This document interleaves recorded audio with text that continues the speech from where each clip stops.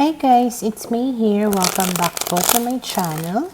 So ngayong gabi po or ngayong araw, ang titignan po natin kung ano yung posibleng paparating sa inyo ngayong bear months. Okay, so this September, October, November hanggang December. Maglalagay na lang po ako ng timestamp sa my description box para po mapuntahan ninyo ang inyong zodiac signs. Pero syempre, this is a general reading kaya hindi po lahat ay makaka-relate. Okay, so let's start po with Aries. Ano kaya yung posibleng paparating sa mga Aries?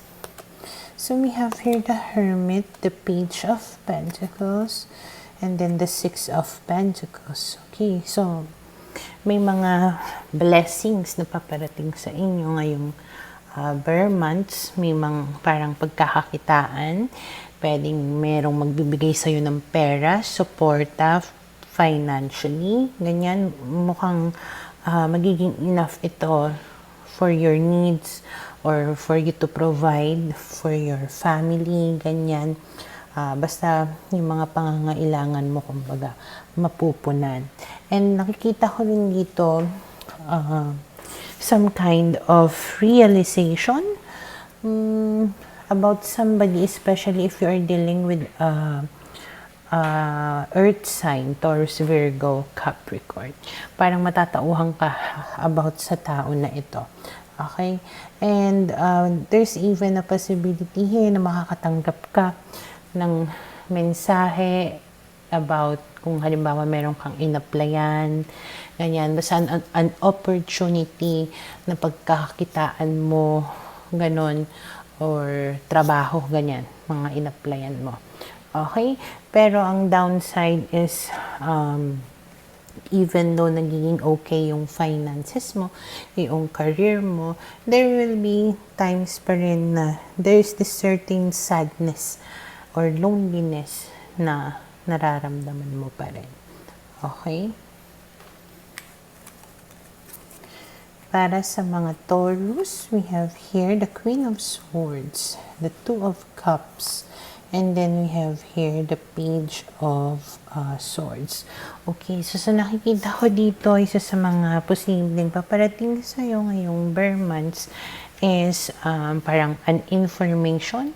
It can be through, pwedeng meron kang aaralin, may matututunan ka na bagong skills, meron kang i-improve, ganyan. Anything that will feed your mind na makaka-gain ka, kumbaga, ng bagong skill nga, okay, na maaaring magamit mo sa iyong work or sa iyong business, ganyan. Okay? And then, nakikita ko rin dito, Two of Cups, pwedeng magkaroon ka ng MU, ka-partner, ka-relasyon. Okay? And then, I see also here, an energy of, mas nagiging matapang ka ngayong bear months. Matapang in such a way na you will not take any BS or hindi ka basta-basta papatapak sa iba. Kapag alam mong agrabyado ka, talagang ipaglalaban mo yung sarili mo. And hindi ka natatakot dito to eliminate anything or anyone na makaka-destroy, kumbaga, ng happiness mo or ng peace of mind mo. Okay? Para sa mga Gemini, we have here the Six of Swords, the Ace of Swords, and then the King of Swords. Okay, so napaka-airy nitong mga cards na ito, puro air sign, which is, of course, air sign si Gemini. So, sa nakikita ko dito, may mga positibong pangyayari or pagbabago na mangyayari sa buhay mo. If you are planning to travel, to go abroad, or to yung magbakasyon, kahit magbakasyon lang, lumipat, anything that has to do with traveling or moving. Okay? Pwedeng mangyari yan ngayong bear months. Okay?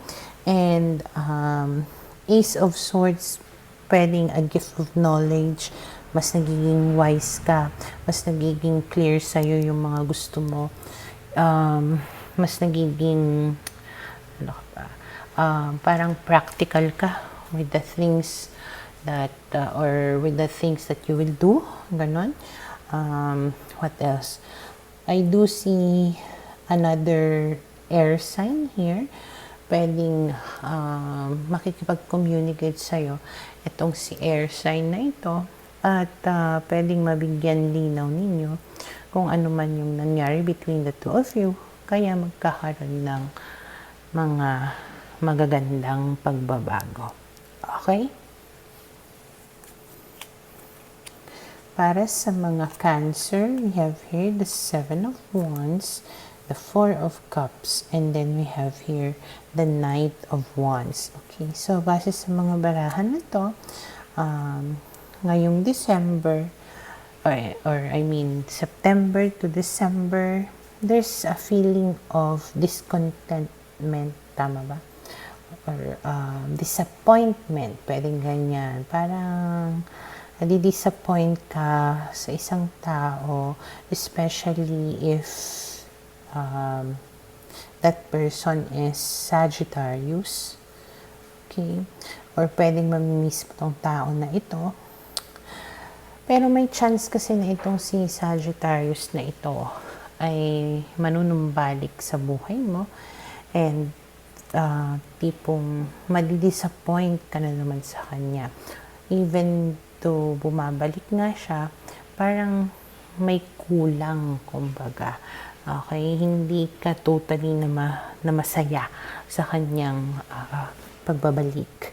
Okay, and nakikita ko rin dito yung pagiging, mas magiging matapang ka siguro this time in such a way na papanindigan mo kung ano yung prinsipyo mo, paniniwala mo. Hindi ka basta-basta na mahuhulog siguro dito sa tao na ito. Kasi nga,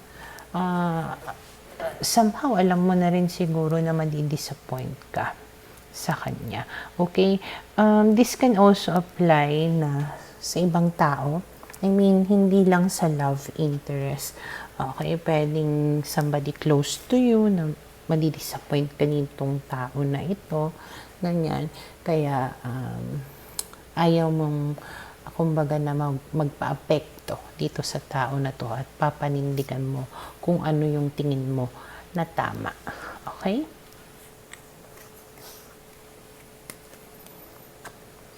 Para sa mga Leo, we have here the Emperor, the Knight of Swords, and then the Empress.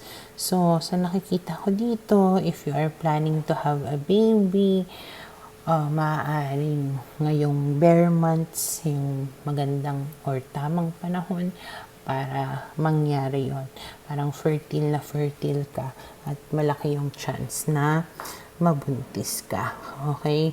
And nakikita ko dito na maaaring ngayong bare months is isa sa katuparan mo or gagawa mo na ng aksyon lahat ng mga plano mo. Okay? Maaaring start na, kumbaga, na i-build mo yung mga pangarap mo sa buhay. Okay? Now, if you are waiting on somebody, it can be an Aries, it can be a Gemini, pwedeng tutulong siguro itong tao na ito para mabuo yung mga pangarap ninyo. Okay? Para sa mga Virgo, we have here the Chariot, the 10 of Wands, and then we have here the Death card. So, base sa mga barahan na to ngayong bare months, there is success for you. But of course, bago mo ma-achieve, kumbaga yung success na yon, there will be some difficulties pa rin, problems that you might encounter along the way. Okay? Parang, ang nangyayari is trial and error. Okay? Every time na nagmo-move forward ka, maaaring maka-encounter ka ng mga problema. And then, you will learn from it and you will try to transform or change something hanggang sa kumbaga malusutan mo lahat ng mga problema na yan. And once you do, there is success for you, fame, fortune, ganyan, a possibility also of traveling. Okay?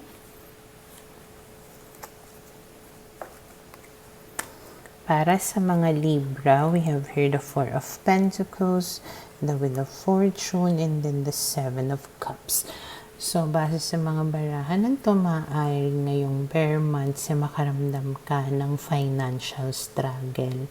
Parang kailangan mong magtipid, ganyan. Pero, sinasabi naman din dito na pwede naman yung sitwasyon mo na yun, pwede itong magbago. Kumbaga maraming paraan, marami kang pwedeng pagkakitaan, may mga opportunities na maaaring dumating sa'yo. Pero kung halimbawang nag-procrastinate ka dyan, yung wala kang ginagawa, syempre talagang mawawalan ka ng pera. So you need to move, to choose kung ano yung magandang opportunity sa'yo para magkaroon ng mga magandang pagbabago sa iyong financial matters, okay? Now, in terms of love, maybe may mga bagay pa rin na hindi mo ma-let go of. I mean, hindi mo pa rin ma-let go yung person mo. And again, pwedeng magbago ito if only na gawan mo ng paraan. Okay? Para sa mga Scorpio, we have here the Ace of Wands, the Eight of Pentacles, the Queen of Wands. Okay, so based sa mga barahan na to, may mga opportunities na maaaring dumating sa'yo. Opportunities na something that you are really interested in. Okay, yun talagang passion mo. Gustong-gusto mo talaga. Okay, na dahil sa ito yung gusto mong gawin, talagang mag-e-effort ka, gagawin mo talaga lahat ng makakaya mo. At parang confident ka sa sarili mo na alam mo na mag-e-excel ka. Kumbaga dito sa area na ito, parang expertise mo to, alam mo ko to, ganyan. Okay?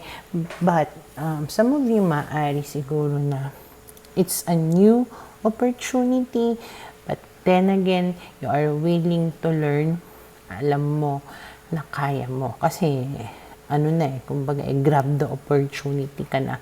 And mukhang magiging maganda naman yung kalalabasan nito. Okay?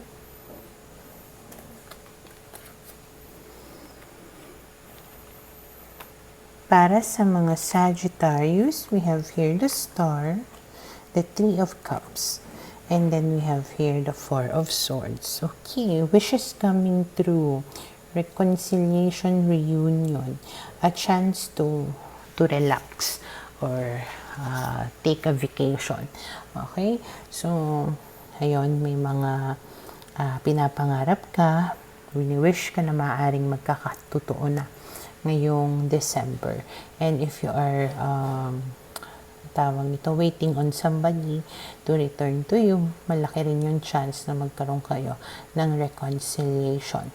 I also see here yung mga tipong events like kasal, binyag, mga ganyan, mga gatherings. Of course, syempre, December, marami namang ganun. And Four of Swords, siguro pwedeng magta-travel ka para umattend ng isang gathering, ganyan. Okay? And magkakaroon ka rin ng mahabang time or mahabang bakasyon. So, makakapag-relax ka na yung bare months. Okay? Para sa mga Capricorn, we have here the Judgment card, the Hangman, and then we have here the Knight of Cups. Okay, so base sa mga barahan na to, nakikita ko dito yung hesitation mo about someone. Maaaring may dumating sa'yo na isang Pisces, or yun lang yung malakas yung energy, not necessarily a love interest. It can just be anybody na tipong hesitant ka sa kanya. Pwedeng ginudge mo na siya agad, or at least yung mga tao na nakapaligid sa'yo ay ginudge na nila itong tao na to, kaya tipong ayun, parang umiiwas ka or ayaw mong magdesisyon about sa tao na to.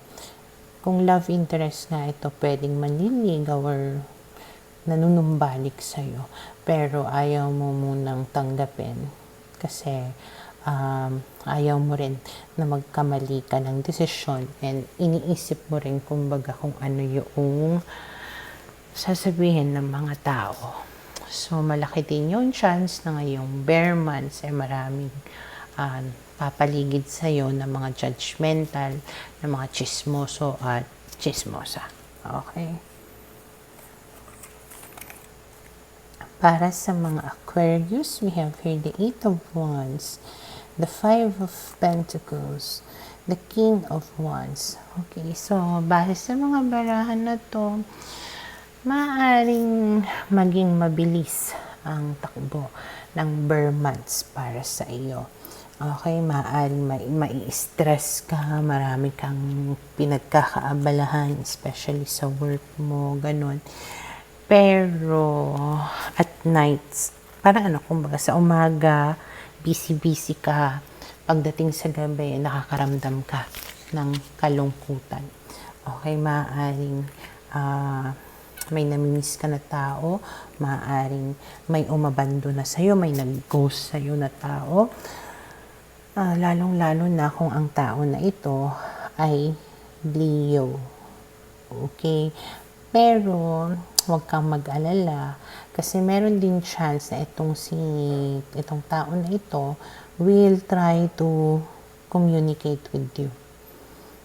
Okay? Kaya huwag kang masyadong magmukmok.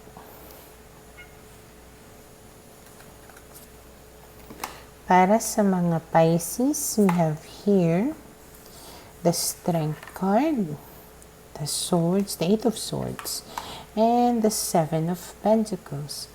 Okay, so base sa mga barahan na to, parang ngayong bare months, you feel like nothing is happening, ang bagal-bagal ng mga bagay-bagay, pwedeng may inaantay ka na hindi nangyayari.